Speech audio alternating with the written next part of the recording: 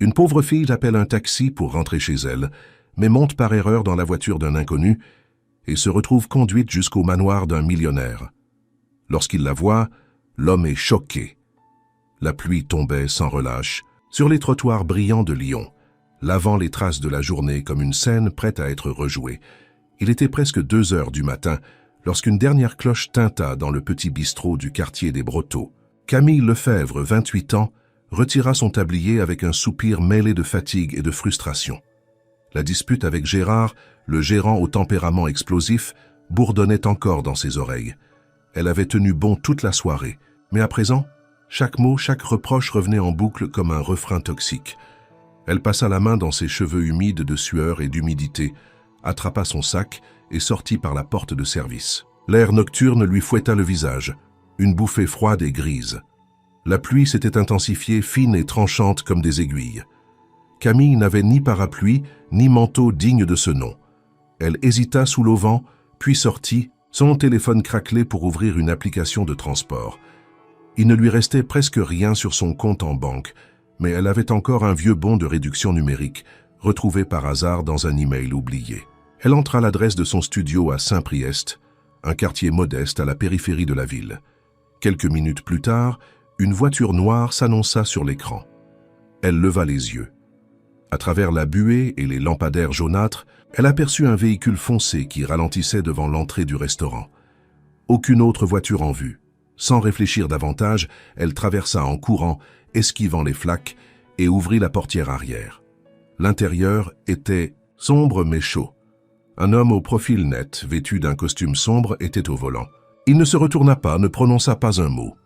Camille s'installa, son sac serré contre elle, un peu surprise par l'absence de salutation. Elle s'éclaircit la gorge. « C'est pour Saint-Priest, c'est bien ça ?» Le conducteur hocha la tête, puis répondit d'une voix basse et impassible. « Le monsieur vous attend. » Camille fronça les sourcils. « Le monsieur ? De quoi parlait-il » Elle s'apprêta à demander des précisions, mais la voiture s'élança déjà, glissant silencieusement sur l'asphalte mouillé. Quelque chose clochait, mais elle était trop épuisée pour analyser. Elle soupira et posa la tête contre la vitre froide. Les rues familières défilèrent, mais rapidement le trajet prit une direction étrange. Ils sortirent du centre-ville, empruntèrent des routes sinueuses, puis montèrent vers les hauteurs. Camille se redressa, de plus en plus nerveuse. Elle ne reconnut plus rien, ni les bâtiments, ni les routes. Elle rouvrit l'application. Aucun signal. Le chauffeur gardait le silence, le regard droit, concentré sur la route. « Excusez-moi, vous pouvez me dire où on va ?» demanda-t-elle. Une note d'inquiétude dans la voix. « Nous y sommes presque », répondit-il simplement. Le cœur de Camille s'accéléra. Elle consulta la poignée de la portière, hésita à demander qu'il s'arrête. Mais où descendrait-elle, ici, au milieu de nulle part, sans réseau, sous cette pluie battante? La voiture franchit un portail en fer forgé qui s'ouvrit automatiquement comme par magie. Elle pénétra dans une longue allée bordée d'arbres sombres jusqu'à atteindre une vaste demeure qui se dessinait dans la pénombre. La voiture s'arrêta devant un escalier en pierre. La pluie s'était calmée, remplacée par un silence feutré. Le conducteur sortit sans un mot, ouvrit la portière pour elle. Camille descendit, les jambes tremblantes. Devant elle se dressait une immense bâtisse de pierre claire, au style ancien, presque irréel. Des vitres hautes, des balcons de fer, forgeaient un perron solennel. La porte s'ouvrit lentement. Un homme apparut, grand élancé, les traits tirés mais le regard perçant. Il portait une chemise ouverte sous un gilet sombre, comme s'il avait été tiré du sommeil ou d'une attente fiévreuse. Lorsqu'il la vit, il s'immobilisa. Ses yeux se figèrent, incrédules. Sa main, posée sur la poignée, trembla légèrement. Camille sentit un frisson parcourir son dos. Elle ouvrit la bouche pour parler, mais aucun son n'en sortit. L'homme ne bougea pas. Son regard restait fixé sur elle, comme s'il avait vu un fantôme surgir de la nuit. La pluie reprit doucement, martelant les pierres autour d'eux. L'instant semblait suspendu, irréel, comme un rêve dont personne ne connaissait encore la fin. Camille resta figée sous l'auvent, ses cheveux ruisselants collés à son visage, le regard toujours captif de celui de l'homme qui venait d'ouvrir la porte. Il n'avait pas bougé d'un centimètre depuis qu'il l'avait aperçu, comme si le temps s'était figé autour de lui. Puis, d'un geste brusque mais contenu, Il fit signe au chauffeur de partir. La voiture noire recula lentement et disparut dans l'obscurité. Camille, de plus en plus troublée, lança un regard derrière elle, puis à l'homme qui la fixait toujours. « Excusez-moi, je crois qu'il y a eu une erreur. Je ne devais pas venir ici. Je crois que je suis montée dans la mauvaise voiture, » dit-elle d'une voix incertaine. L'homme cligna des yeux, sortit de sa torpeur. Il s'écarta légèrement de l'entrée et prononça d'une voix calme, mais tendue. « Entrez. » Il pleut. Elle hésita, ses chaussures trempées s'enfonçant dans les joints de pierre de l'escalier. Le bon sens hurlait de fuir, mais quelque chose dans l'expression de cet inconnu la retenait. Une douleur, une confusion profonde. Peut-être même une forme d'espoir tragique. Elle franchit prudemment le seuil. L'intérieur était à l'opposé de ce qu'elle avait imaginé. Pas de luxe ostentatoire, pas de dorures étincelantes. La pièce d'entrée était vaste, décorée avec sobriété. Tapis anciens, quelques meubles en bois massif, des tableaux discrets au ton sombre. Une lampe à abat-jour diffusait une lumière chaude et tamisée. L'atmosphère, quoique imposante, était étrangement apaisante. « Attendez ici, dit-il simplement. Je reviens. » Il disparut par un couloir sur la droite. Camille resta debout, les bras croisés sur sa poitrine, observant les lieux. Un feu crépitait doucement dans une cheminée un peu plus loin. L'odeur du bois humide et de la cire d'abeille flottait dans l'air. Quelques minutes plus tard, l'homme revint avec une serviette épaisse et une tasse fumante. Du thé. Et « Je suis désolé, je vous ai prise pour quelqu'un d'autre. » Elle accepta les deux objets sans un mot, s'asseyant prudemment sur le bord d'un canapé. Ses doigts entourèrent la tasse brûlante, le contact lui redonnant un semblant de contrôle. « Merci. Comment saviez-vous que j'arrivais » demanda-t-elle en relevant les yeux vers lui. « Je ne le savais pas. C'est ça le problème » répondit-il en s'asseyant dans un fauteuil en face d'elle. Le silence s'installa. Camille l'observa plus attentivement. Il devait avoir une trentaine d'années, peut-être un peu plus. Les cheveux bruns légèrement en bataille, une barbe de quelques jours, les yeux sombres et profonds. Il dégageait une intelligence froide, mais aussi une lassitude palpable. « Je m'appelle Camille, » dit-elle enfin pour briser le malaise. Il inclina légèrement la tête. « Adrien Morel. » Elle cligna des yeux. Le nom lui disait quelque chose. Un souvenir diffus, un article peut-être. Elle fit rapidement le lien. Le fondateur de Morel Systems, la société de technologie médicale? Il ne répondit pas. Son regard s'assombrit légèrement. Oui, souffla-t-il après un moment. Un milliardaire, dans une maison sur une colline. Et elle, serveuse perdue, trempée et confuse, dans son salon. Tout cela devenait de plus en plus surréaliste. « Écoutez, je suis vraiment désolé. J'ai cru monter dans le véhicule que j'avais commandé, mais ce n'était visiblement pas le bon. Je vais appeler un autre taxi, » dit-elle en fouillant dans son sac. « Il n'y a pas de réseau ici. La propriété est isolée. Il faudra attendre demain matin, » répondit-il, presque à contre-cœur. Elle se figea. Dormir ici? Chez un inconnu? Mais en même temps, que pouvait-elle faire d'autre? Elle n'allait pas marcher sous la pluie toute la nuit à travers les bois. Elle poussa un soupir résigné. « D'accord, mais je dors sur ce canapé. Pas question de quoi que ce soit d'étrange, » précisa-t-elle avec un demi-sourire de défi. « Vous pouvez dormir dans la chambre d'amis. Le canapé est inconfortable. Le canapé ira très bien. » Il ne répondit pas. Il se leva, se dirigea vers la cheminée, y ajouta une bûche. Le feu crépita plus vivement. Il resta un moment, les mains croisées derrière le dos, perdu dans ses pensées. Camille le regardait en silence. Il y avait quelque chose dans sa posture, une tension contenue, comme un homme au bord de quelque chose d'immense. Puis, sans se retourner, il dit doucement « Vous ressemblez à quelqu'un que j'ai connu. » Camille sentit son estomac se nouer. « Qui ?» Il se tourna alors lentement et ses yeux la transpercèrent. « À ma sœur. » Le silence qui suivit cette révélation fut si dense que Camille en sentit la pression dans sa poitrine. Adrien ne détourna pas le regard. Il semblait sonder son visage, chaque trait, chaque nuance, comme pour confirmer une hypothèse impossible. Elle, incapable de répondre, fixait la tasse vide entre ses mains. Après quelques instants, il s'éloigna de la cheminée sans un mot et disparut à nouveau dans le couloir. Camille resta là, figée, le cœur battant à tout rompre. Elle se leva doucement, observant autour d'elle avec plus d'attention. La pièce principale, sobre mais imposante, s'ouvrait sur une salle à manger séparée par une arche de pierre. Des livres anciens occupèrent des étagères massives et des tableaux de paysages couvraient les murs. Elle avança à pas lents vers l'une des fenêtres, mais les rideaux étaient tirés. L'orage semblait s'être calmé, laissant place à un silence presque inquiétant. Elle n'avait pas encore accepté ce qui lui arrivait. Elle s'était seulement assise dans un taxi, et la voilà maintenant au cœur d'un mystère dans un manoir isolé, confrontée à un homme dont la douleur était aussi présente que l'ombre des chandeliers accrochés au mur. Adrien revint quelques minutes plus tard, plus calme, les manches de sa chemise retroussées, les cheveux un peu plus en désordre. Il s'arrêta dans l'embrasure de la porte. « Si vous préférez, je peux vous montrer votre chambre pour la nuit. Vous y serez plus à l'aise. » Camille acquiesça silencieusement. Elle le suivit hors du salon, à travers un long couloir aux tapis épais dont les murs étaient décorés de portraits anciens. Le manoir semblait immense, chaque porte donnant sur un nouvel espace. Une bibliothèque, une salle de musique, une verrière noyée dans l'obscurité. Ils montèrent un large escalier en bois sculpté. Camille ne pouvait s'empêcher de tout détailler du regard. L'architecture avait quelque chose de renaissance, presque intemporel. Ils arrivèrent à un couloir à l'étage supérieur. Adrien ouvrit une porte et s'écarta pour la laisser entrer.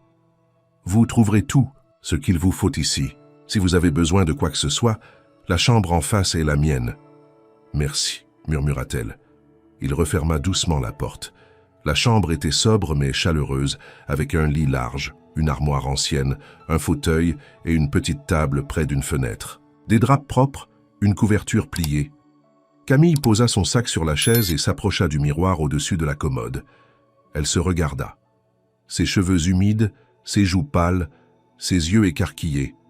Et pourtant, il y avait autre chose. Dans son reflet, quelque chose de déplacé, un écho d'inconnu. Elle passa la nuit à se retourner dans le lit, incapable de trouver le sommeil. Le silence du manoir, ponctué par le craquement du bois, par la pluie lointaine, nourrissait son agitation. Vers 5 heures du matin, elle se leva, enfila un pull trouvé dans un tiroir et sortit de la chambre. Elle descendit sans bruit, guidée par la lumière naissante qui filtrait à travers les vitraux. De retour au rez-de-chaussée, elle poussa une porte laissée entr'ouverte. C'était une sorte de petit salon privé, avec des photos encadrées sur une commode. Elle s'approcha, curieuse, des visages inconnus, un homme et une femme d'une 50aine d'années, souriant, puis un jeune garçon, Adrien sans doute, plus jeune de plusieurs décennies. Et puis, une autre photo. Camille s'arrêta net. Une jeune femme. Elle avait une 20aine d'années, des cheveux châtains tirés en arrière, un visage fin, un regard direct. Vêtue à l'ancienne, comme dans les années 90. Mais ce n'était pas ça qui figeait Camille. C'était elle, ou plutôt une version d'elle figée dans le temps, identique. Elle sentit ses jambes faiblir. Elle s'agrippa au rebord du meuble. Le cœur tambourinait si fort qu'elle crut défaillir. Qui était cette femme? Pourquoi lui ressemblait-elle tant? Une voix surgit derrière elle. « Tu l'as vue ?» Elle se retourna d'un bond. Adrien se tenait dans l'encadrement de la porte, vêtu d'un peignoir sombre. Ses yeux étaient cernés mais fixes, comme ceux d'un homme qui n'avait pas dormi. Il s'approcha lentement. Elle s'appelait Sophie. C'était ma sœur. Camille voulut parler, mais les mots restèrent coincés dans sa gorge. Il s'approcha de la photo, la regarda longuement. Elle a disparu il y a 20 ans. Puis, tournant lentement les yeux vers Camille, il ajouta d'une voix presque brisée, « Et toi, tu es son portrait vivant. » Camille sentit son souffle se bloquer. Les mots d'Adrien résonnèrent dans la pièce comme une accusation ou une révélation interdite. Elle recula d'un pas, toujours fixée sur cette photo qu'elle n'arrivait pas à quitter des yeux. Sophie Morel. Ce nom, inconnu, jusqu'à cette nuit, s'imposait désormais dans son esprit avec la force d'une évidence troublante. Elle savait sans pouvoir l'expliquer qu'il y avait là plus qu'une simple ressemblance. « Ce n'est pas possible », murmura-t-elle. Adrien hocha lentement la tête, le regard grave. « Je ne te demande pas de comprendre. Pas encore. Mais regarde-toi. Tu es le miroir exact d'elle. Les mêmes yeux, la même bouche. Même la façon dont tu tiens cette tasse, c'est exactement ce qu'elle faisait. » Camille, toujours sous le choc, reposa la tasse comme si elle tenait une relique sacrée. Elle passa les doigts sur la photo, puis se retourna vers lui. « Vous pensez que je suis qui? Une sosie? Une actrice engagée pour quelque chose de tordu? Je suis juste une serveuse, monsieur Morel. Je ne sais rien de cette Sophie. Tu crois que je ne sais pas à quel point ça paraît absurde ?» s'interrompit-il, la voix serrée. « Mais tu dois comprendre, Sophie a disparu quand elle avait 24 ans, sans trace. Et puis, 20 ans plus tard, tu entres ici par erreur dans cette maison. Tu crois au hasard de ce genre, toi ?» Camille ne répondit pas. Une partie d'elle voulait rire, nier, s'échapper de cette maison, de ce cauchemar bien trop réel. Mais une autre restait clouée là, paralysée par quelque chose d'irrationnel. Une sensation sourde, familière. Adrien la guida doucement vers un canapé comme on mène quelqu'un qui titube. Il s'assit en face d'elle, les coudes sur les genoux, les mains jointes. Il semblait prêt à se décharger d'un poids longtemps gardé. Quand Sophie a disparu, j'avais 17 ans. J'étais là, ce jour-là. Elle devait me retrouver pour déjeuner. Elle n'est jamais venue. Les heures ont passé, les jours. La police a fait tout ce qu'elle pouvait. Les recherches ont duré des mois. Aucune trace, aucun indice. C'était comme si elle s'était volatilisée. Camille l'écoutait sans l'interrompre. La douleur dans sa voix était authentique, brute. Elle se demandait combien de fois il avait raconté cette histoire et à qui. « Mes parents ne s'en sont jamais remis, poursuivit-il. Mon père est mort d'un cancer quelques années plus tard. Ma mère, elle a sombré dans une sorte de torpeur. Elle vivait entre les souvenirs et l'attente. Et moi, j'ai tout fait pour oublier. J'ai travaillé, bâti mon entreprise, laissé les souvenirs s'effacer. Jusqu'à ce soir. » Camille croisa les bras, frissonnant. « Mais pourquoi moi? Pourquoi cette ressemblance? Je veux dire, il y a des gens dans le monde qui se ressemblent. Ce n'est pas si rare. » « Non, dit-il en secouant la tête, pas comme ça, pas à ce point. Ce n'est pas une simple ressemblance, c'est troublant, presque génétique. » Un long silence suivit. Le feu dans la cheminée projetait des ombres dansantes sur les murs. Adrien se leva, se dirigea vers une armoire basse et en sortit un classeur épais. Il le posa sur la table devant Camille. Ce sont les archives de la disparition, les coupures de journaux, les rapports de police, les photos. Tout ce que j'ai conservé au cas où, tu devrais les voir. Elle ouvrit lentement le dossier. Les premières pages étaient jaunies, un titre en lettres grasses, « Disparition mystérieuse de Sophie Morel, fille d'un industriel lyonnais ». En dessous, une photo identique à celle du salon. Camille sentit sa gorge se nouer. Les yeux de Sophie semblaient la fixer à travers les années. « Vous pensez quoi exactement? Que je pourrais être une parente, une sœur cachée, une enfant perdue ?» souffla-t-elle. « Je ne pense rien encore, mais il faut savoir. Je ne peux pas te laisser partir sans comprendre. » Elle referma le classeur d'un coup sec. Trop d'informations, trop d'émotions. Elle se leva, fit quelques pas dans la pièce, puis s'arrêta près de la fenêtre. « Je ne sais rien de tout ça. Mes parents sont morts. Je n'ai pas de famille. Je suis né à Clermont-Ferrand. Du moins, c'est ce qu'on m'a toujours dit. Je n'ai jamais questionné mes origines. » Adrien se leva à son tour. « Tu serais prête à chercher, à savoir la vérité ?» Elle le fixa. Le doute, la peur et une curiosité brûlante se mêlaient en elle. Elle n'avait rien demandé de tout ça. Mais maintenant qu'elle avait vu cette photo, qu'elle avait entendu cette histoire, le doute ne la quitterait plus. Elle hocha la tête lentement. « D'accord, mais à mes conditions. » Le manoir s'était assoupi sous le poids des révélations, comme si ces murs anciens retenaient leur souffle. Camille, malgré le tumulte intérieur, avait fini par accepter la chambre d'amis que lui proposait Adrien. Mais l'idée de dormir lui semblait étrangère. À peine la porte refermée derrière elle, elle s'assit sur le lit, le regard fixé sur ses chaussures encore humides. L'image de la photo, de cette femme, Sophie, hantait son esprit. Elle avait besoin de comprendre davantage, de vérifier, par elle-même. Poussée par une impulsion qu'elle ne contrôlait pas tout à fait, elle se leva, ouvrit doucement la porte et sortit à pas de loup dans le couloir plongé dans l'obscurité. Le silence régnait, à peine troublé par les craquements discrets du bois ou le souffle du vent. Elle descendit les marches une à une en retenant son souffle. Elle savait exactement où elle voulait aller, à la pièce du fond où Adrien avait mentionné que se trouvaient des photos et des objets familiaux. Mais en chemin, Un détail attira son attention. Au détour d'un autre couloir, plus étroit, elle aperçut une lumière faible filtrant sous une porte entr'ouverte. Intriguée, elle s'approcha. Ce n'était pas une salle comme les autres, mais une petite bibliothèque visiblement moins utilisée. L'odeur de papier ancien flottait dans l'air. Elle entra, silencieuse. Les murs étaient couverts d'étagères remplies de livres reliés. Mais au centre, un meuble bas exposait plusieurs cadres photos, certains posés, d'autres accrochés. L'éclairage doux venait d'une lampe de bureau restée allumée. Camille s'approcha, et son regard fut attiré immédiatement vers l'un des cadres au mur en particulier. C'était une photo en noir et blanc, encadrée dans un bois ancien. Une femme d'une vingtaine d'années, debout dans un jardin, les mains croisées devant elle. Le visage détendu, le regard direct vers l'objectif. Camille sentit son sang se figer. Ce n'était pas une simple ressemblance. C'était elle, elle-même dans une version intemporelle. La même expression, les mêmes pommettes, la même bouche, même la posture, les yeux. Un vertige la prit. Elle s'agrippa à la commode voisine pour ne pas chanceler. Ses pensées s'éparpillèrent, fuyant toute logique. Comment cela pouvait-il être possible? Était-ce un montage? Un tour cruel? Elle fit un pas en arrière, l'estomac noué. Une voix douce mais ferme brisa le silence derrière elle. « Tu l'as trouvé. » Camille se retourna brusquement. Adrien se tenait à l'entrée de la pièce, vêtu cette fois d'un simple t-shirt gris et d'un pantalon de coton. Il ne semblait ni surpris ni fâché, seulement préparé. « Je ne voulais pas fouiller, » balbutia-t-elle. « Je n'arrivais pas à dormir, alors je suis descendue. Et cette photo, tu n'as rien à justifier. Je savais que tu finirais par la voir. Elle est là depuis toujours. » Il entra dans la pièce, s'approcha lentement, les yeux fixés sur le cadre.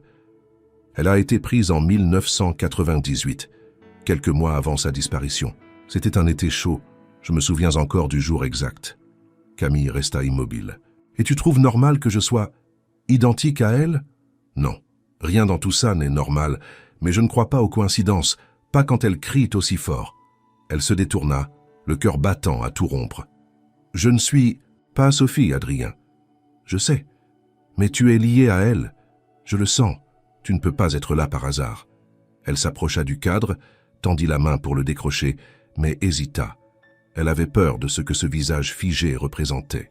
Une vie volée? Une vérité qu'on lui avait cachée? Ou un mensonge bien plus ancien? « Tu as dit que tes parents étaient morts ?» demanda Adrien doucement. « Oui, ma mère adoptive est morte quand j'avais 18 ans. Je n'ai jamais connu mon père. Elle disait qu'il était parti avant ma naissance. Je ne me suis jamais posé de questions. J'ai grandi à Clermont-Ferrand, mais j'ai déménagé à Lyon il y a 6 ans. » Adrien l'observait attentivement. « Et tu n'as jamais vu de photo de toi, bébé? De ta naissance? » « Une ou deux. Une photo floue d'un nourrisson. C'est tout, rien d'autre. Pas de livret de famille, pas d'acte de naissance officiel. Juste une vieille copie. Jamais rien n'a semblé étrange, jusqu'à maintenant. » Il s'approcha d'elle, posant une main légère sur le dossier d'une chaise. « Je veux que tu restes ici quelques jours, juste le temps qu'on comprenne. On fera ça à deux. Pas de pression, pas d'obligation, juste découvrir ensemble ce que cela veut dire. » Camille le regarda longuement. Ses yeux étaient sincères, fatigués, mais sans menace. Tout en lui parlait de douleur et d'un besoin désespéré de comprendre. Elle inspira profondément. « D'accord. Mais si à la fin, tout ça n'est qu'une illusion, je pars. Sans retour. » Adrien acquiesça. « Deal. » Elle jeta un dernier regard à la photo au mur. Un pressentiment la traversa, froid et profond. Ce visage allait la suivre, désormais, partout. Le jour suivant se leva sur la propriété avec une lumière pâle et humide, filtrée par un ciel couvert. Camille se réveilla tôt, le sommeil ayant été aussi bref qu'agité. Elle resta un moment allongée, observant le plafond de la chambre, d'amis, les pensées encore embrouillées par les images de la veille. La photo, le regard d'Adrien, le feu crépitant. Tout semblait irréel, et pourtant, chaque détail était resté gravé avec une précision glaçante. Après s'être changée, elle descendit dans la cuisine, guidée par l'odeur du café fraîchement passé. Adrien était là, assis à la table de chêne, une pile de documents devant lui et un ordinateur ouvert. Il leva les yeux à son approche. « Bien dormi ?» demanda-t-il avec une politesse fragile. « Pas vraiment », admit-elle en s'asseyant. Il lui servit une tasse sans un mot de plus. Le silence s'installa, ponctué seulement par les cliquetis discrets du clavier. Puis, d'une voix presque détachée, Adrien lança « J'ai contacté un laboratoire spécialisé à Grenoble. On peut faire un test ADN discret. Il viendra chercher l'échantillon demain matin. » Camille resta immobile, les mains autour de la tasse chaude. L'idée de se soumettre à une analyse génétique l'effrayait, mais refuser serait fuir une vérité qui, de toute façon, la poursuivrait. Elle hocha la tête. « D'accord. Qu'est-ce que tu veux faire ?» Une simple prise de salive, indolore, et on aura les résultats en 3 jours. 3 jours, une éternité. Camille prit une gorgée de café, essayant de dissimuler l'angoisse qui la rongeait. Après le petit déjeuner, Adrien lui proposa de visiter le manoir plus en profondeur. Elle accepta, curieuse de découvrir ce lieu qu'elle habitait sans vraiment connaître. Ils passèrent par la serre, puis une salle fermée à clé, un ancien bureau de leur père, où Adrien n'entrait jamais. Puis ils atteignirent un couloir secondaire, au bout duquel une porte étroite donnait sur une pièce modeste. « C'était sa chambre », dit Adrien en s'arrêtant devant. Camille resta sur le seuil. La chambre de Sophie. Rien n'avait changé, semblait-il. Un lit simple, une coiffeuse, des rideaux épais, des livres empilés, des objets personnels, des journaux intimes. L'atmosphère était figée, comme si elle devait revenir à tout moment.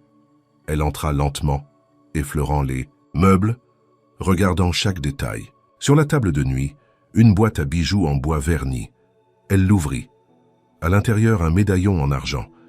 Lorsqu'elle l'ouvrit, elle découvrit une minuscule photo d'enfance. 2 enfants, un garçon et une fille, souriant. Adrien et Sophie, sans doute. Elle me lisait des histoires avant de dormir, murmura Adrien derrière elle. Elle était brillante, douce, un peu distante parfois. Mais elle m'adorait. Je le sais. Et puis un jour, elle a disparu. Camille reposa le médaillon avec délicatesse. « Tu crois qu'elle est morte ? J'ai cru pendant des années. Et puis tu es apparu. » Ils restèrent là un long moment, entourés du passé suspendu. Plus tard dans la journée, Camille demanda à Adrien s'il avait des documents de famille. Ils retournèrent au bureau où il sortit une vieille malle contenant des papiers administratifs. Camille fouilla les documents avec méthode. Actes de naissance, photos, lettres. Puis, un dossier attira son attention. Elle l'ouvrit et découvrit des copies du dossier de l'enquête sur la disparition de Sophie. Parmi les pièces, une note manuscrite du détective privé engagé par la famille à l'époque. Elle lut à voix haute. Aucune piste sérieuse. Une jeune femme correspondant à la description a été vue à Clermont-Ferrand 1 semaine. Après la disparition, mais rien de concluant. Elle s'arrêta, glacée. « C'est là que j'ai grandi. Tu crois que c'est une coïncidence ?» Adrien ne répondit pas tout de suite. « J'ai arrêté de croire aux coïncidences depuis... » Here. Plus tard, seule dans sa chambre, Camille se regarda longuement dans le miroir. Elle scrutait ses traits comme si elle cherchait à reconnaître quelqu'un d'autre. Et soudain, un souvenir flou surgit. Un visage. Une femme aux cheveux roux. Un berceau. Une berceuse fredonnait dans une langue qu'elle n'avait jamais comprise. Elle ferma les yeux. Un bruit de porte qui claque. Des pas précipités. Une couverture bleue. Rien de clair. Mais c'était là. Enfoui depuis toujours. Elle se laissa tomber sur le lit, le souffle court. Le passé ne la fuyait plus. Il revenait. Et elle n'était pas prête. Le matin suivant arriva avec un ciel d'un gris uniforme. Camille descendit plus tard que d'habitude, épuisée par les images confuses qui l'avaient tenue éveillée presque toute la nuit. En entrant dans la cuisine, elle trouva Adrien assis, les coudes sur la table, un regard préoccupé fixé sur l'écran de son ordinateur. Il leva les yeux dès qu'elle entra. « Ils arrivent dans 1 heure », annonça-t-il sans préambule. Camille hocha la tête, tentant de cacher l'inquiétude qui remontait dans sa gorge. Le test ADN. En théorie, une simple formalité. En réalité, le moment où les illusions risquèrent de se briser. Après un petit déjeuner silencieux, le technicien arriva. Un homme discret, vêtu simplement, muni d'une petite mallette. La procédure fut rapide. Un frottis buccal, 2 minutes d'explication, puis il repartit en promettant un retour des résultats sous 72 heures. Le silence qui suivit son départ était presque pesant. Adrien proposa alors une idée que Camille n'attendait pas. « Ainsi, en attendant, on cherchait. Tu as grandi à Clermont-Ferrand. Si elle a été vue là-bas, on pourrait peut-être retrouver quelque chose. » « Tu veux dire enquêter ?» Comme dans un film, demanda-t-elle, mi-sérieuse, mi-amusée. Comme dans une vie qu'on tente de comprendre, répondit-il, plus grave. Ils passèrent la journée à rassembler ce qu'ils pouvaient. Camille fouilla dans son vieux sac à dos, en ressortit un portefeuille usé où traînaient encore des cartes périmées, de vieilles photos d'identité et un carnet d'adresses qu'elle avait depuis le lycée. Aucun nom familier ne semblait lié à cette autre vie. Mais une adresse écrite à l'encre bleue attira son attention. « Rue des Tilleuls, numéro 14 », murmura-t-elle. Adrien reconnut l'adresse. « C'est dans le quartier nord de Clermont. C'est là qu'une piste avait été signalée à l'époque. » Camille sentit une chair de poule se former sur ses bras. Tout semblait converger. Ils décidèrent de partir le lendemain matin. Adrien appela son assistant pour annuler ses engagements.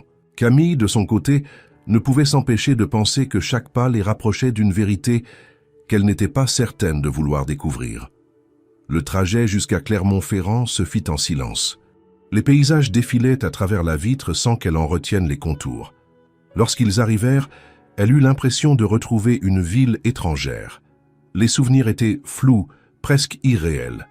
Pourtant, chaque rue évoquait un écho, un murmure lointain. Ils trouvèrent la rue des Tilleuls facilement. Un quartier populaire, calme. Le numéro 14 était une petite maison mitoyenne, façade beige, volet vert. Camille descendit de la voiture lentement, comme attirée malgré elle. Elle s'approcha de la porte, l'effleura du bout des doigts.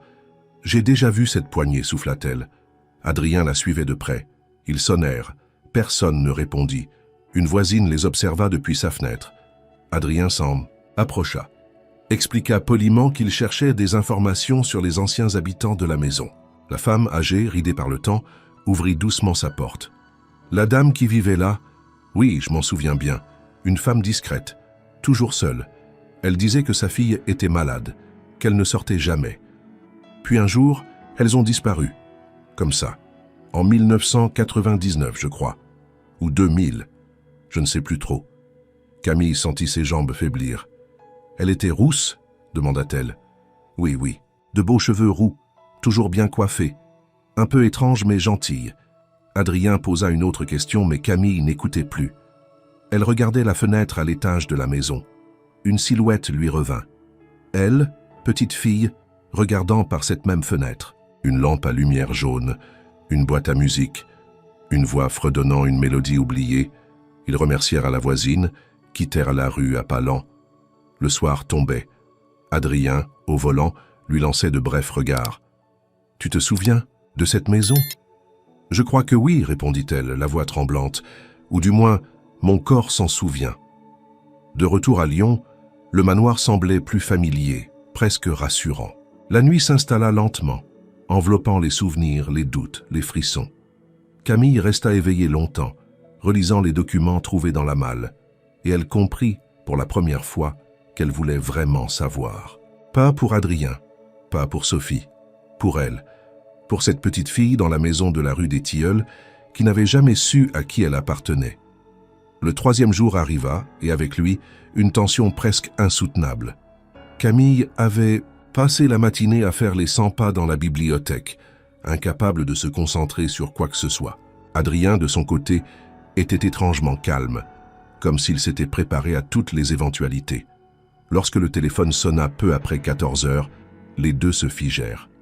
Adrien décrocha, échangea quelques mots brefs, avec une voix à l'autre bout de la ligne, puis raccrocha lentement. Il resta un moment silencieux, le combiné encore dans la main. Camille, les poings serrés, attendait, le cœur battant à tout rompre. « Alors, » murmura-t-elle. Il leva les yeux vers elle. « Tu es ma sœur. » Le mot flotta un instant dans l'air, comme suspendu dans une autre dimension. Camille recula d'un pas, puis s'assit sur le fauteuil le plus proche. Elle sentit une chaleur étrange monter dans son corps, suivie d'un froid glacial. Elle avait cru être préparée. Elle ne l'était pas. « Pas la sœur de Sophie », précisa Adrien doucement. « Ma sœur. Mes parents, ce sont aussi les tiens. » Elle leva les yeux vers lui, choquée. « Quoi ?» Il s'approcha, sortit le dossier, des résultats, qu'il lui tendit. Elle lut les premières lignes, les mots scientifiques dansaient sous ses yeux. Mais la conclusion était limpide, lien de parenté de 1er degré. Camille Lefebvre et Adrien Morel partagent les mêmes parents biologiques.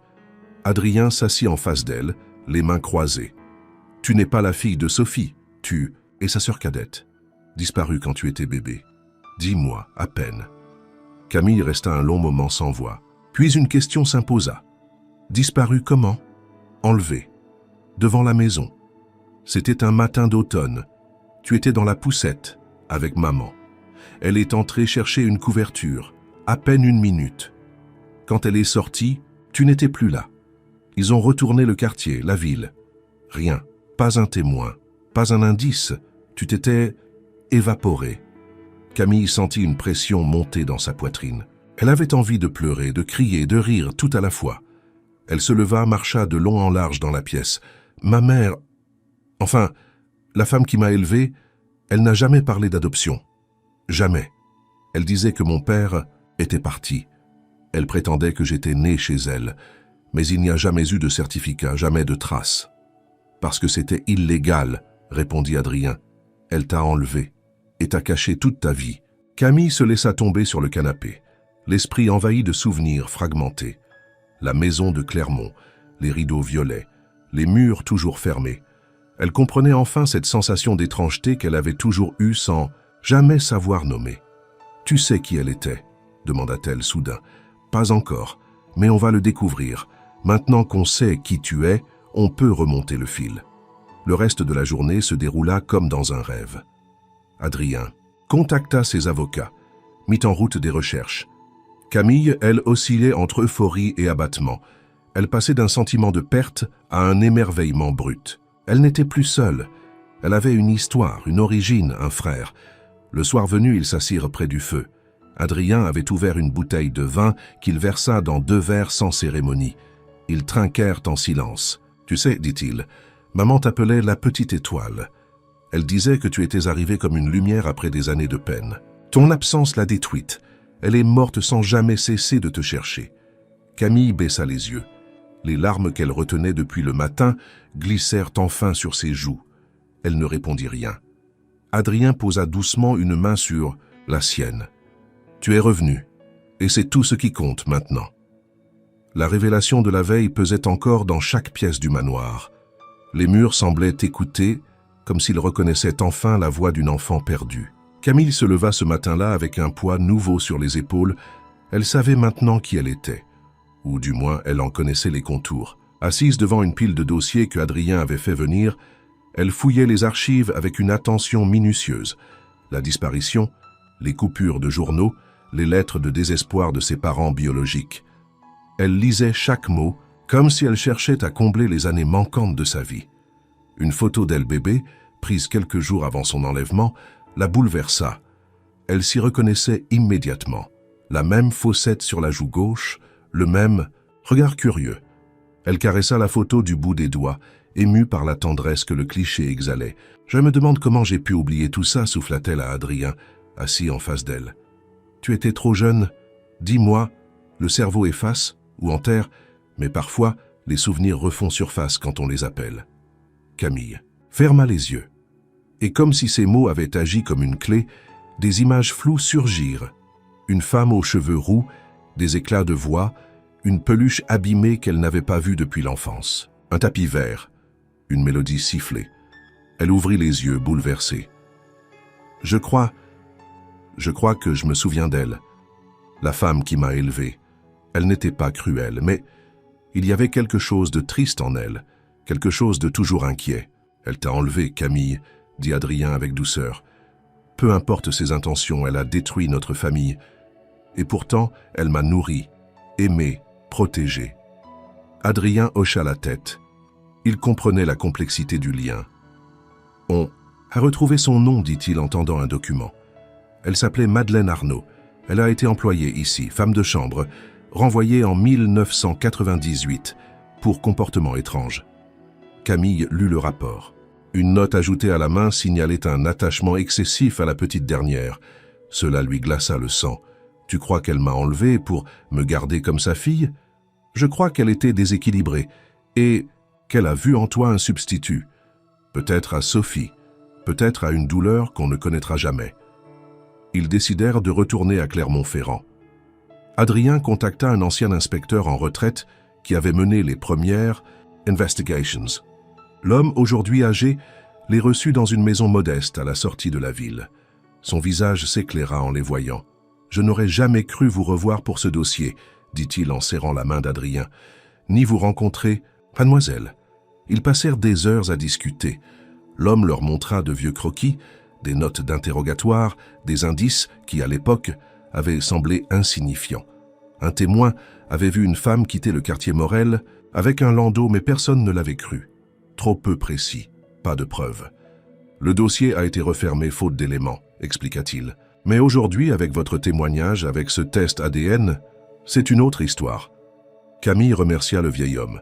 Sur le chemin du retour, elle s'appuya contre la vitre de la voiture, les yeux perdus dans les nuages. C'est comme si ma vie entière était un puzzle et qu'on venait de retrouver la pièce centrale, murmura-t-elle. Adrien, au volant, gardait les yeux sur la route. Et il reste encore des pièces à découvrir. Mais maintenant, on les cherche, ensemble.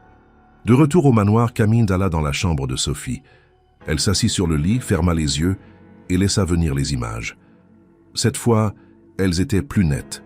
Un bruit de moteur, une voiture beige, une voix qui chantait. Un ours, en peluche déchirée. Elle comprenait enfin ce qui avait été caché. Elle se leva, ouvrit le tiroir de la table de nuit. Au fond, un cahier, non pas à Sophie, mais appartenant à leur mère. Des notes, des lettres non envoyées, des prières, et une ligne écrite 100 fois sur une page. « Reviens-nous, petite étoile ». Camille caressa les mots avec une tendresse infinie. Elle ne se sentait plus étrangère. Elle ne se sentait plus perdue. Elle était revenue. La chambre était silencieuse, baignée d'une lumière douce de fin d'après-midi. Camille relisait encore et encore la phrase griffonnée dans le cahier « Reviens-nous, petite étoile ». C'était plus qu'un appel. C'était une blessure ouverte dans l'âme d'une mère, un écho d'amour et de désespoir mêlés. Elle ferma le cahier avec soin, le tenant contre sa poitrine et quitta la pièce en silence. Dans le salon, Adrien examinait un autre dossier qu'il avait retrouvé dans les archives de la maison. Lorsqu'elle entra, il leva les yeux et vit tout de suite l'émotion sur son visage. Il n'eut pas besoin de poser de questions. « C'est elle qui l'a écrit », murmura Camille. « Notre mère. Elle m'appelait comme ça. La petite étoile. » Adrien hocha la tête, les yeux humides. « C'était ton surnom depuis ta naissance. Elle disait que tu brillais même en dormant. » Camille s'assit près de lui. Pendant un long moment, ils restèrent là, en silence, partageant un poids qu'ils ne savaient plus comment porter seuls. Puis, Adrien parla. « J'ai appelé une ancienne amie de la famille. C'était une des rares personnes qui connaissait bien Madeleine Arnaud, la femme qui t'a enlevé. Elle a accepté de nous rencontrer. » Camille acquiesça sans hésiter. Chaque pas vers cette vérité était un pas vers elle-même. Ils retrouvèrent la femme dans un petit café du Vieux-Lyon. Elle s'appelait Edith, et malgré ses 70 ans passés, son regard restait vif et lucide. Dès que Camille entra, elle pâlit légèrement. « Mon Dieu » murmura-t-elle, « tu es son portrait craché. » Camille s'assit face à elle. Adrien se tenait à ses côtés, observant attentivement. « Vous connaissiez Madeleine Arnaud » demanda-t-elle. « Oui. Elle travaillait ici, dans une maison voisine. Elle venait souvent me parler après son renvoi des Morel. Elle n'a jamais supporté cette mise à l'écart. Elle était fragile, instable, mais je ne l'aurais jamais cru capable de quelque chose d'aussi grave. » Edith fouilla dans son sac et en sortit une vieille photo. Madeleine souriante avec un bébé dans les bras. Camille sentit un vertige. C'était elle, petite, dans les bras de celle qu'elle avait toujours appelée maman. Elle disait que tu étais sa nièce, qu'elle t'avait recueillie après une tragédie familiale. Mais son histoire changeait chaque fois. J'ai fini par m'éloigner. « Est-ce que vous savez où elle est enterrée ?» demanda Camille, la voix serrée. « Au cimetière de Clermont-Ferrand. Je peux vous y conduire. » Le lendemain, ils firent le trajet jusqu'à la tombe. Le ciel était couvert, le vent léger. Camille s'agenouilla devant la pierre simple, sans photo, avec une inscription minimaliste. Madeleine Arnaud, 1949-2013. Elle resta là longtemps, les doigts posés sur la pierre froide.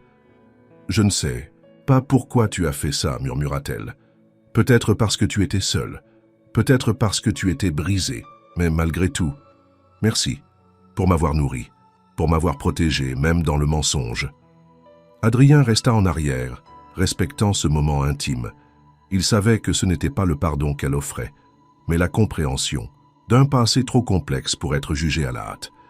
De retour à Lyon, Camille décida de fouiller les affaires de Madeleine qu'elle avait conservado. Une vieille valise au fond de son placard contenait des carnets, des lettres, des documents. Parmi eux, une feuille jaunie attira son attention. Un certificat d'adoption daté de 1999, mais sans cachet officiel. Une falsification, une tentative de légitimer l'illégitime. Mais ce n'était pas tout. Dans un carnet, Camille trouva des pages entières consacrées à Sophie. Des poèmes, des descriptions, des phrases obsessionnelles. Elle est là, lumière. Je l'ai perdue. Et enfin une page où le nom de Camille apparaissait. Elle a cru me recréer, souffla-t-elle, en me faisant vivre comme sa fille perdue. Adrien lut les mots par-dessus son épaule. Il comprenait maintenant ce qu'ils avaient ignoré trop longtemps.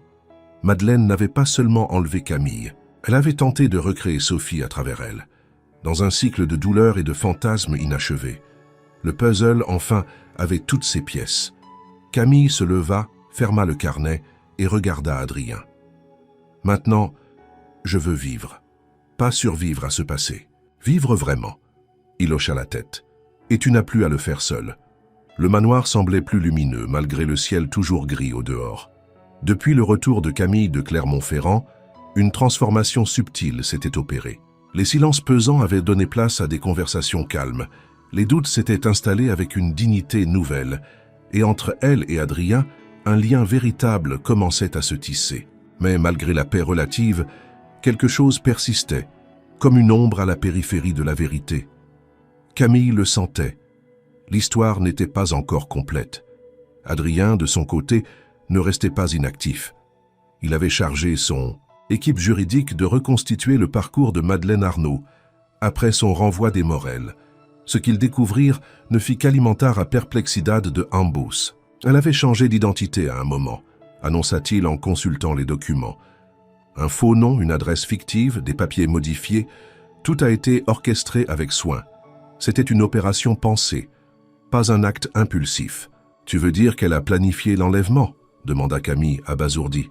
Pire, elle n'était pas seule. Un nom apparaissait dans plusieurs documents. Bernard Tissot, un ancien employé de la maison Morel, renvoyé en même temps. Que Madeleine. Lui aussi avait disparu des radars à l'époque. Personne ne s'en était soucié, trop focalisé sur la disparition de l'enfant. Il a aidé Madeleine. Il conduisait. C'est lui qu'on a vu avec la poussette, d'après le témoin. Interrogé en 1999, Adrien prit un ton plus grave. Et il est toujours en vie. On l'a localisé. Camille sentit un frisson la parcourir. 25 ans de silence. Et maintenant, ce nom ressurgissait. « Je veux lui parler, dit-elle d'un ton ferme. » Ils organisèrent la rencontre dans une maison de retraite de la région. Bernard Tissot, désormais âgé, vivait seul, souffrant de perte de mémoire légère mais encore lucide. Lorsqu'ils entrèrent dans la salle commune, il les observa un long moment avant de prendre la parole. « Tu es la petite » murmura-t-il, en regardant Camille. « Je suis Camille, dit-elle, ou peut-être Sophie, ou peut-être personne, mais je veux comprendre. » Bernard regarda autour de lui, comme s'il cherchait les mots dans l'air. « Madeleine, elle m'a dit que tu étais en danger, que tes parents ne te méritaient pas, qu'ils étaient violents. Elle m'a convaincu, j'étais faible, perdu, je l'aimais, je crois. Elle m'a fait croire qu'on faisait ce qu'il fallait. Mais ce n'était pas vrai, coupa Adrien. Mes parents t'ont fait du mal. À toi, à elle ? Non, souffla Bernard. Ils étaient bons. Je le sais maintenant. Mais elle ne supportait pas l'idée d'être rejetée. Elle s'était attachée à Sophie d'une façon étrange. Et quand elle a été renvoyée, c'est comme si elle avait perdu un enfant. Alors elle a décidé de te reconstruire. Camille le fixait, glacé. Tu veux dire que je suis devenu une sorte de substitut ? Oui, elle t'appelait ma Sophie. Même bébé, elle te parlait comme à une adulte. C'était déroutant. J'ai voulu fuir un jour, mais elle a menacé de se faire du mal. Alors je suis resté, jusqu'à ce qu'elle parte avec toi. Il se tut un long moment. Puis, d'une voix brisée, « Je suis désolé, je n'ai jamais eu le courage de la dénoncer. » Camille ne répondit pas. Elle sentait en elle une douleur sourde, mais pas de colère. Pas maintenant. La vérité, aussi perverse qu'elle fut, était enfin complète. Madeleine n'était pas une simple ravisseuse. Elle était une femme brisée, hantée, qui avait projeté son propre désespoir sur une enfant innocente. Sur le chemin du retour, Camille garda les yeux fixés sur le paysage. Le vent faisait danser les arbres. Le ciel semblait plus clair. « Tu es libre maintenant, dit Adrien. »« Oui, libre et en paix. » Mais elle savait aussi qu'une page venait de se tourner. Une page sombre, marquée par l'obsession, le mensonge et la perte. Et devant elle, enfin, un avenir pouvait s'écrire. Les jours qui suivirent la rencontre avec Bernard Tissot furent étrangement calmes, comme si l'air même du manoir s'était purifié. Le vent soufflait toujours sur les collines autour de la propriété. Mais à l'intérieur, Camille et Adrien entamèrent quelque chose de nouveau. Pas une fuite, pas une enquête, mais une vie. Camille avait décidé de rester, pas seulement pour comprendre son passé, mais pour construire son présent. Et pour la première fois depuis qu'elle avait franchi, par erreur, les grilles de cette maison, elle ne se sentait plus étrangère. Elle appartenait à quelque chose. Adrien, d'abord réservé, laissait désormais entrevoir un autre visage, celui d'un frère protecteur, parfois maladroit, mais profondément sincère. Ils passaient du temps à discuter dans le jardin, à cuisiner ensemble, à découvrir les souvenirs de leur enfance fragmentée. Un album photo oublié, une cassette audio, une lettre jamais ouverte. Chaque objet devenait un pont entre deux existences autrefois parallèles. Un soir, alors qu'ils dînaient sur la terrasse, Adrien proposa quelque chose d'inattendu. « Tu voudrais travailler avec moi ?» Camille haussa un sourcil surprise. « Dans la société ? Tu veux dire dans la technologie médicale ?»« Pas exactement. La Fondation Morel. On a un programme d'aide à la réinsertion pour les jeunes en situation difficile. Tu pourrais y apporter beaucoup. Ton histoire, ton regard. Ce serait précieux. » Elle réfléchit un moment. Elle avait toujours été serveuse, habituée à vivre au jour le jour. Mais une voix intérieure lui disait que c'était là, maintenant, que sa vie commençait vraiment. « J'aimerais essayer, » répondit-elle. Les jours suivants furent dédiés à cette transition. Adrien lui fit rencontrer l'équipe de la Fondation, des hommes et femmes engagés, passionnés. Camille, au départ réservée, trouva vite sa place. Elle comprenait ces jeunes. Elle avait été comme eux, perdue, sans repère, sans savoir qui elle était. Elle animait des ateliers, écoutait, partageait. Les histoires qu'elle entendait, bien que différentes, résonnaient avec la sienne. Elle ne cherchait pas à se poser en modèle. Elle était simplement là, présente. Parallèlement, elle aménagea une partie du manoir pour elle. Une aile de la maison, autrefois fermée, devint son espace personnel. Elle la redécora à sa manière. Couleurs chaudes, plantes, photos nouvelles, c'était sa façon de dire « je reste ». Adrien, de son côté, observait cette transformation avec une admiration discrète. Il avait longtemps vécu seul, enfermé dans sa douleur. La présence de Camille, imprévue et bouleversante, avait rouvert en lui des portes qu'il croyait scellées à jamais. Un matin, alors qu'il passait près de la bibliothèque, il l'entendit rire. Un rire clair, léger. Il s'arrêta, ému. Il n'avait pas entendu de rire comme celui-là dans cette maison depuis des décennies. Ils partagèrent aussi leurs blessures. Adrien parla de la nuit où Sophie avait disparu, de la culpabilité, de l'impuissance. Camille lui confia ses souvenirs d'enfance, les silences étranges, les interdictions sans sens, la peur constante de décevoir celle qu'elle croyait être sa mère. Ensemble, ils reconstruisaient un récit commun. Mais la plus grande preuve de cette reconstruction vint un dimanche, alors qu'ils visitaient la tombe de leurs parents. Adrien se tenait en silence tandis que Camille déposait une fleur blanche. « Je suis revenue, murmura-t-elle. Je ne savais pas que je vous cherchais. Mais j'étais en route vers vous depuis toujours. » De retour à la maison, ils prirent une photo ensemble, devant la cheminée. Camille y apparut rayonnante, détendue. Adrien souriait. C'était une image simple, sans mise en scène. Mais elle contenait en elle l'essence de tout ce qu'ils avaient traversé. Une famille retrouvée, un passé éclairci et une paix enfin possible. Le printemps s'installait lentement sur les hauteurs de Lyon. Les arbres autour du manoir renaissaient, les bourgeons s'ouvraient timidement, comme si la nature elle-même célébrait la fin d'un long hiver silencieux. Camille observait, tout cela depuis la verrière, un carnet sur les genoux, un stylo dans la main. Elle écrivait, non pas un journal intime, mais une sorte de mémoire. pour elle, pour les autres, pour ne jamais oublier. Cela faisait maintenant plusieurs mois qu'elle vivait là, et chaque jour consolidait un peu plus ce sentiment étrange, mais profond d'appartenance. Ce lieu qu'elle avait abordé dans la confusion et la peur était devenu son foyer. Elle travaillait désormais à plein temps avec la Fondation Morel. Sa mission, accompagner des jeunes femmes en situation précaire, en foyer ou sorties de milieux instables. Elle écoutait leurs récits avec une empathie rare. Elle voyait en elle une force tranquille. Non pas parce qu'elle se prétendait guérie, mais parce qu'elle osait parler de ce qu'elle avait traversé. Adrien, fidèle à lui-même, continuait à diriger l'entreprise familiale, mais ses priorités avaient changé. Il déléguait plus, passait davantage de temps avec Camille et s'impliquait directement dans les projets sociaux qu'elle portait. Leur lien n'était plus une découverte incertaine, mais une certitude douce. Frères et sœurs, enfin réunis. Un soir, alors qu'ils terminaient un dossier ensemble, Adrien lui tendit une enveloppe. « C'est pour toi. Une reconnaissance légale. Tu portes désormais le nom de nos parents. » Camille resta un moment immobile, puis ouvrit lentement le document. Son cœur battait fort. Camille Morel. 2 mots, mais un monde entier. Elle sourit, les yeux brillants. « Merci. Pas seulement pour ça, pour tout. » Il lui prit la main, la serra doucement. « C'est toi qui as ramené la lumière ici, pas moi. » La Fondation avait aussi lancé une nouvelle initiative, un programme de soutien aux enfants victimes d'adoptions illégales. Camille en était l'ambassadrice.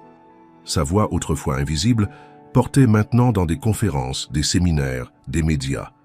Elle racontait son histoire non pas pour choquer, mais pour éclairer, pour prévenir. Elle avait même été invitée à l'Assemblée nationale, où elle prononça un discours émouvant sur l'identité, le droit à la vérité et la résilience. Les applaudissements qu'elle reçut ce jour-là ne furent pas ceux d'une célébrité, mais d'une femme debout digne entière. Au manoir, la vie suivait son cours. Camille organisait souvent des dîners avec les jeunes de la Fondation, les accueillant comme une grande sœur, une guide. Elle avait réaménagé la vieille serre avec eux, transformée en jardin partagé. Là, entre les tomates et les herbes aromatiques, elle racontait des histoires et écoutait beaucoup. Mais c'est un après-midi particulier qui marqua le vrai tournant. Alors qu'elle arrosait des plantes avec 2 adolescentes, l'une d'elles demanda, presque timidement, « Et si tu n'avais jamais pris ce mauvais taxi, tu crois que tu serais ici aujourd'hui ?» Camille sourit. « Non, mais je pense que j'étais en route vers ici depuis toujours. Ce taxi n'était pas une erreur, c'était un raccourci. » Elle leva les yeux vers le ciel limpide. Les nuages passaient doucement, portés par une brise légère. Elle pensa à Sophie, à Madeleine, à ses parents biologiques, à cette vie volée puis rendue, et surtout à celle qu'elle avait enfin choisi de construire. Camille Morel n'était plus une inconnue à elle-même. Elle était une étoile retrouvée, et désormais elle brillait pour les autres.